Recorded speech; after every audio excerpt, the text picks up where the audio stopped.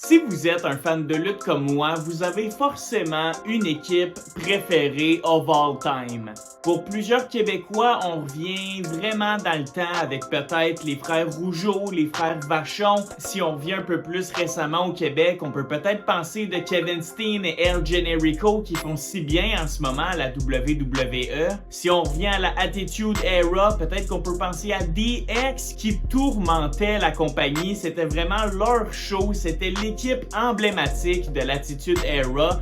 Si on regarde la compétition, la WCW, eh bien la NWO nous faisait vibrer aussi. Bref, ce que j'essaie de dire, c'est que peu importe l'époque dans laquelle tu as grandi comme fan de lutte, tu avais forcément une équipe préférée.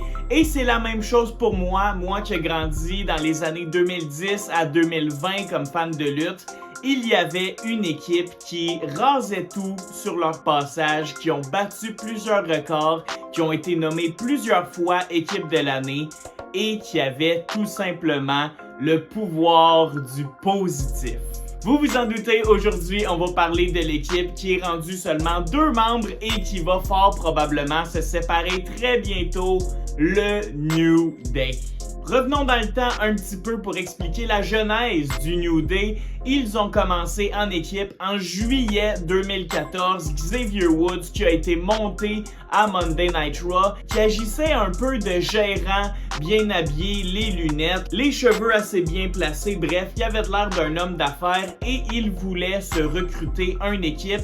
Et c'est lui qui a recruté dans son écurie Big E et Kofi Kingston. Kofi Kingston, on le connaissait déjà, il y a eu une run où il était le Jamaïcain par excellence et Big E, lui, était en train de tout casser à NXT, dont un titre de champion NXT. Et bien rapidement, en 2014, l'équipe s'est formée et oh my god que c'était pas positif au début pour le New Day. On entendait plusieurs chants de New Day sucks. On riait du New Day, on les huait, c'était vraiment du go away heat, on voulait même pas te voir dans nos écrans.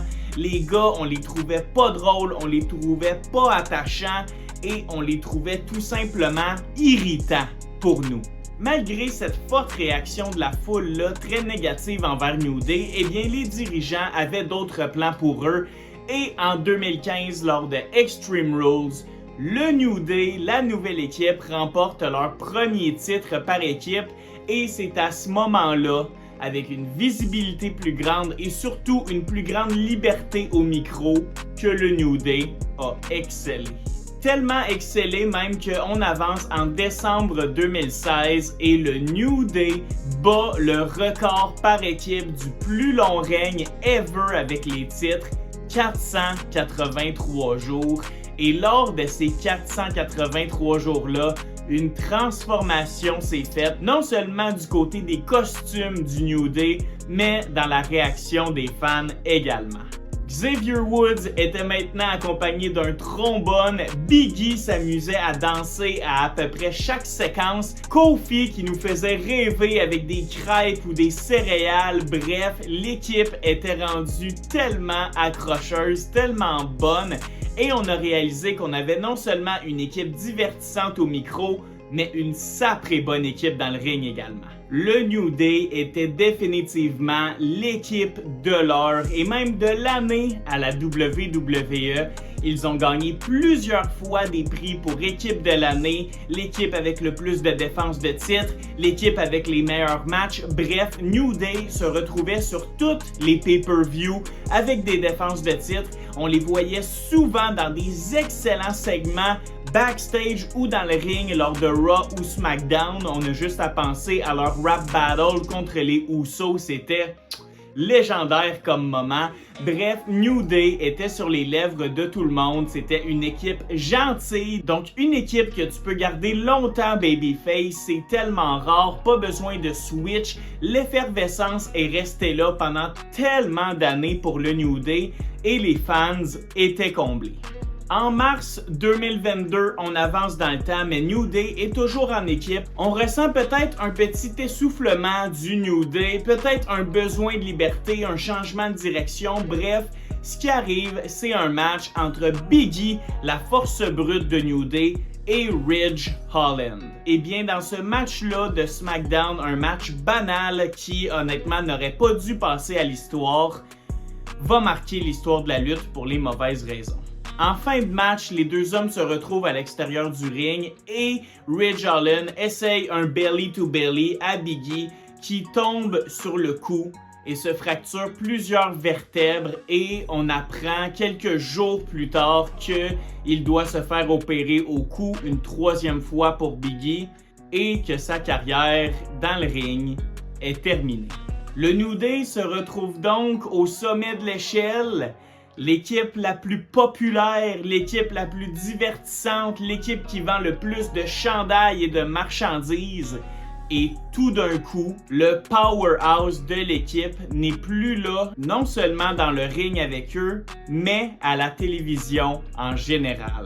C'est alors là qu'on voit les débuts d'un New Day en duo, Xavier Woods et Kofi Kingston, et honnêtement, on le savait déjà qu'il y avait quelque chose qui manquait à cette équipe-là. Ça commençait à être redondant, les matchs se ressemblaient, les promos se ressemblaient, on semblait vraiment avoir fait le tour du New Day, et c'est encore le cas à ce jour, on a une écœurante titre du New Day. Et on est rendu au moment présent, Monday Night Raw, fin 2024, et presque à chaque foutu Monday Night Raw, il y a de la chicane entre Xavier Woods et Kofi Kingston, et on le voit vraiment dans les yeux de Xavier et de Kofi que la chimie d'équipe n'est plus là, et là c'est juste une question de temps, qui va tourner son dos à qui. Tout nous porte à croire que Xavier Woods, que là il est habillé, il est vraiment costumé en noir, donc vraiment une dissociation du New Day. Tout nous porte à croire que c'est Xavier Woods qui va trahir Kofi, mais imaginez si Kofi trahit son partenaire pour devenir un méchant. J'adorerais voir un Kofi heel, ce serait très intéressant je crois. Mais bref, tout ça pour dire qu'après tellement d'années, l'une, si c'est pas la meilleure équipe des temps modernes, se sépare. Ça va faire mal au cœur. J'espère vraiment que ça va être bien fait. Je m'imagine vraiment un genre de party célébration du New Day pour leurs 10 ans ensemble, ou je sais pas trop. En fait, oui, ça va s'en venir, leurs 10 ans ensemble. Donc, imaginez une célébration dans le ring avec des ballons, des télévisions, Biggie qui revient et le turn se fait là. Kofi ou Xavier attaque l'autre et là, c'est la rupture du New Day. Honnêtement, ça va être très triste. Ils vont nous avoir laissé de tellement beaux moments. On n'oubliera jamais le New Day qui a porté la division par équipe sur ses épaules année après année. Mais écoutez les amis, la fin est proche et attendez-vous très bientôt, je vous le dis, à avoir une rivalité très intéressante et surtout très personnelle entre Kofi Kingston et Xavier Woods.